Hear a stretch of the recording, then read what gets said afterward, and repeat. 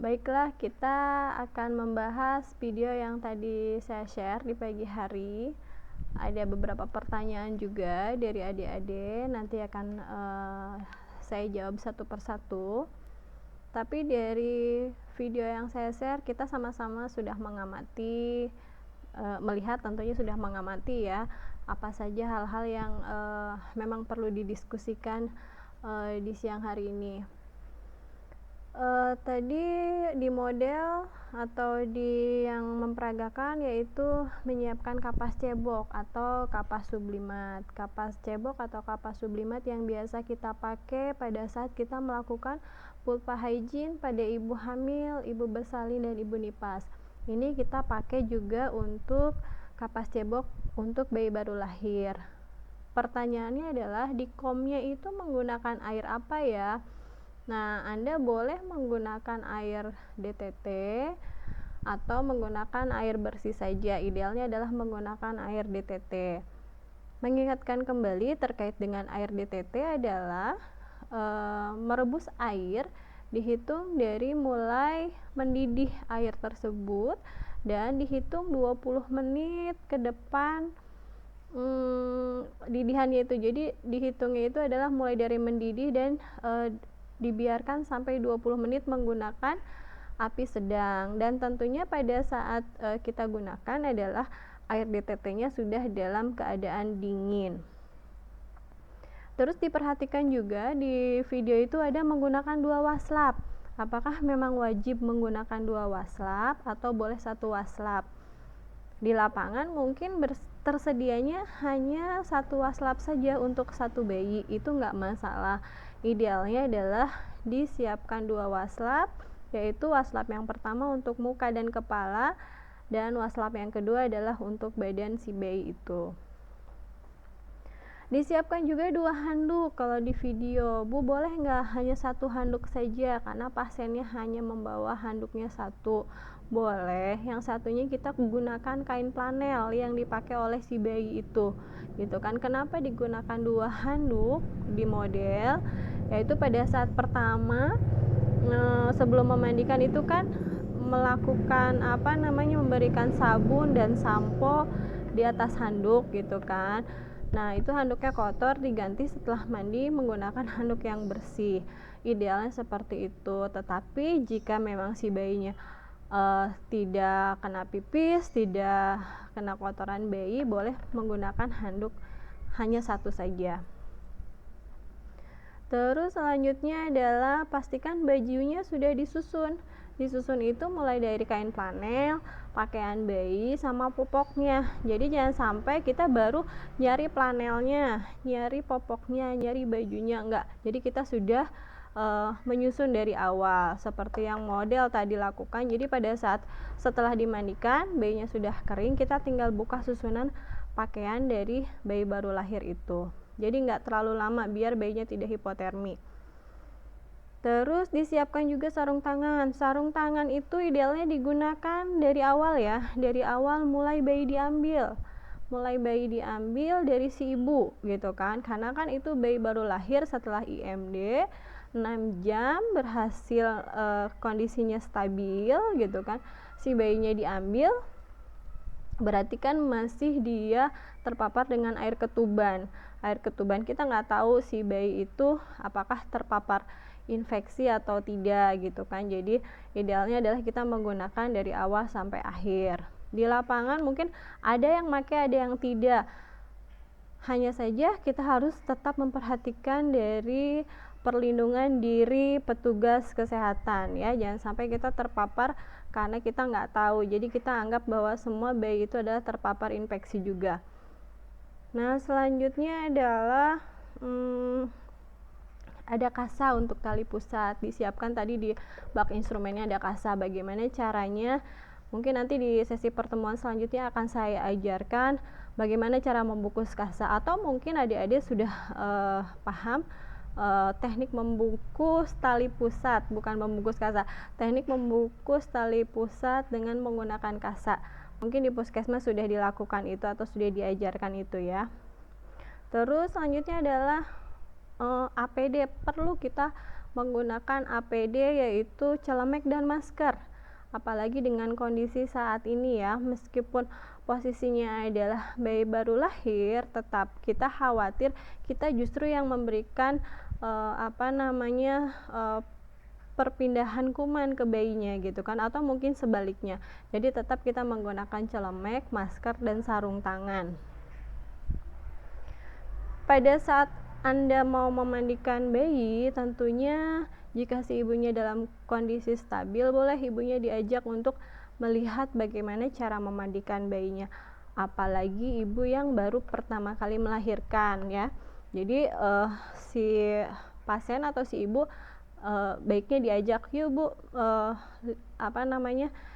kita lihat bagaimana cara memandikan bayinya biar nanti ibu di rumah bisa memandikan bayi sendiri.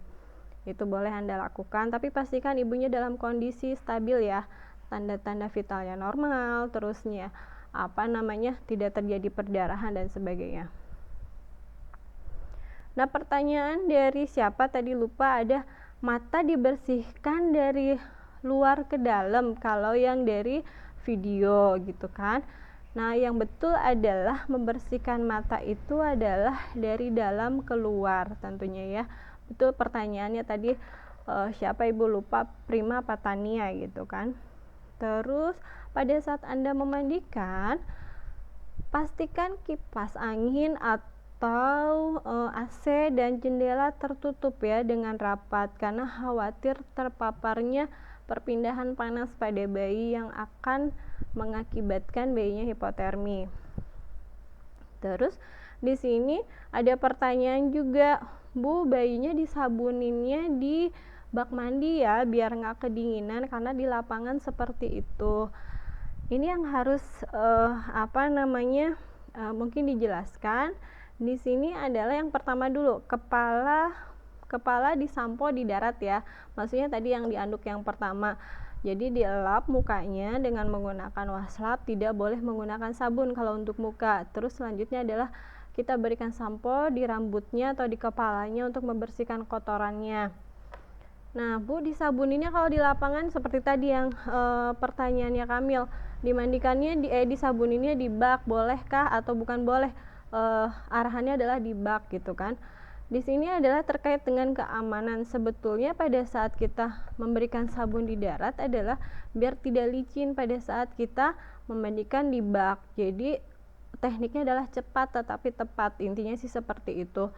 Kalau tujuan dari yang Anda sampaikan bahwa di puskesmas diajarinya adalah di bak mandi, boleh saja kalau memang Anda sudah mahir untuk memegang bayinya. Jangan sampai pada saat Anda memberikan sabun terusnya licin, akhirnya bayinya malah terjadi hal-hal yang tidak diinginkan. Selanjutnya adalah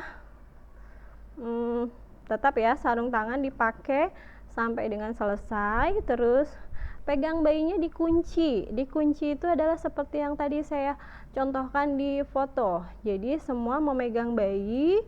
Selanjutnya adalah teknik untuk menguncinya sendiri adalah seperti ini. Ya, pada saat kita memegang bayi itu dikunci adalah satu ibu jari ada di atas pundaknya si bayi, dan 4 jari tentunya ada di bawahnya, di bawah ketiaknya. Jadi tetap mengunci. Nah, pertanyaannya Zulfa kalau nggak salah, Bu, apakah nanti bayinya tercekik kalau memegangnya seperti itu? Posisinya adalah pada saat memegang lagi ditengkurapin bayinya ya.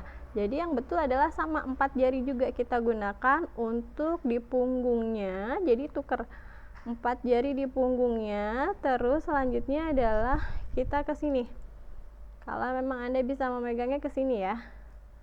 Atau enggak kita pindah ke sini.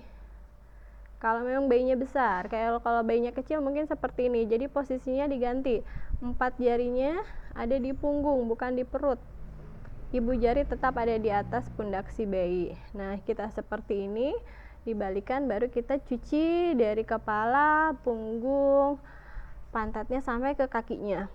Ya, seperti itu. Terus kita balikan lagi, sama posisinya adalah tangan kita 4 jari untuk pegang ke arah perut. Selanjutnya adalah ibu jarinya ada di atas. Nah, ini yang membuat bayi nyaman dan Anda juga nyaman untuk memegangnya. Paham ya? Jadi tadi sudah saya lihat Anda sudah betul cara memegang atau mengunci bayinya. Selanjutnya adalah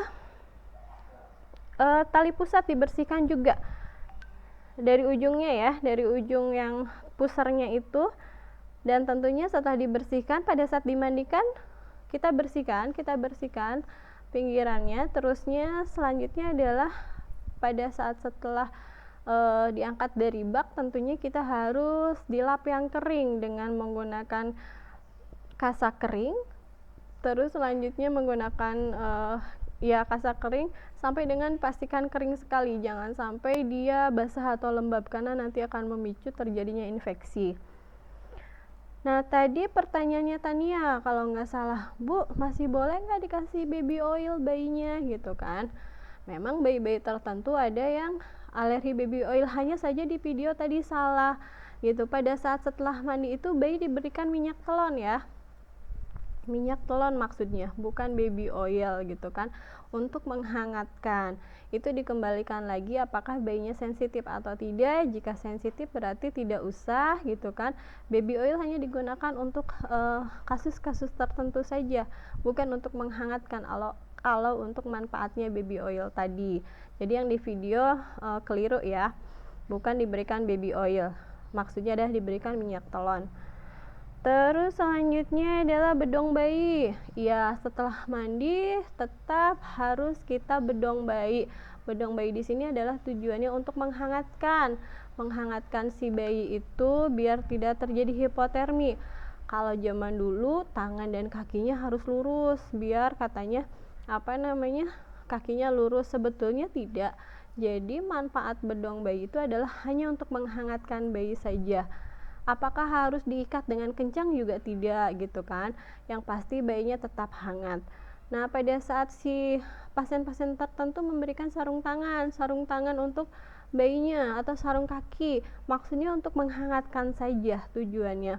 Tetapi seringkali boleh dibuka sarung tangannya dia untuk mencari melakukan latihan refleks, dia mencari tangannya, mungkin dia akan melakukan gerakan-gerakan dan sebagainya, itu dibiarkan saja. Jadi saya rasa tidak harus selalu menggunakan sarung tangan gitu kan, tapi pastikan bayinya tetap hangat. Terus selanjutnya adalah kita lakukan penkes kalau sudah selesai bayinya dimandikan. Kalau bayinya sudah selesai dimandikan, kita lakukan penkes tidak hanya ASI eksklusif saja. Jika memungkinkan waktunya tepat, sampaikan pada ibu tanda bahaya bayi baru lahir apa, Anda sebutkan kembali. Terusnya pentingnya istirahat untuk ibu, berhubungan dengan produksi ASI juga Anda harus sampaikan pada ibu gitu kan. Terus selanjutnya adalah sering mengganti popok jika memang basah gitu kan. Dan pastikan tali pusatnya itu selalu kering dan tidak diberikan apa-apa. Tadi pertanyaannya adalah, Bu, kalau di puskesmas masih dikasih alkohol, boleh atau tidak? Kalau secara teori sudah tidak boleh menggunakan alkohol lagi ya. Tetapi biasanya di teori dengan lapangan ada sedikit perbedaan, karena katanya menurut lapangan kalau diberikan alkohol akan cepat kering. Tetapi yang kita tahu adalah alkohol itu adalah medianya seperti air, di mana ada beberapa kuman yang suka dia hidup di tempat yang lembab. Nah, itu yang kita tidak harapkan, dalam artian khawatir ada kuman bakteri yang memang dia akan hinggap di tali pusat dan akhirnya terjadi infeksi pada bayinya gitu kan. Kalau secara teori cukup diberikan kasak kering saja. Ya, kalau memang di puskesmas diberikan atau di pelayanan kesehatan diberikan kasa alkohol dan sebagainya, secara teori intinya tidak boleh gitu kan ya, seperti itu. Saya kembalikan lagi ke Anda, kalau memang di teorinya seperti itu, di lapangannya berbeda, silakan gitu kan. Tetapi secara teori adalah itu, jika memang dia lembab akan menjadi terpaparnya kuman atau perpindahannya kuman, karena kuman itu sangat suka di tempat yang lembab-lembab itu. Terus selanjutnya adalah kayaknya udah kejawab semuanya. Kurang lebihnya itu, terima kasih. Jika masih ada hal-hal yang belum jelas, boleh kita diskusikan kembali di WA grup kita. Assalamualaikum warahmatullahi wabarakatuh.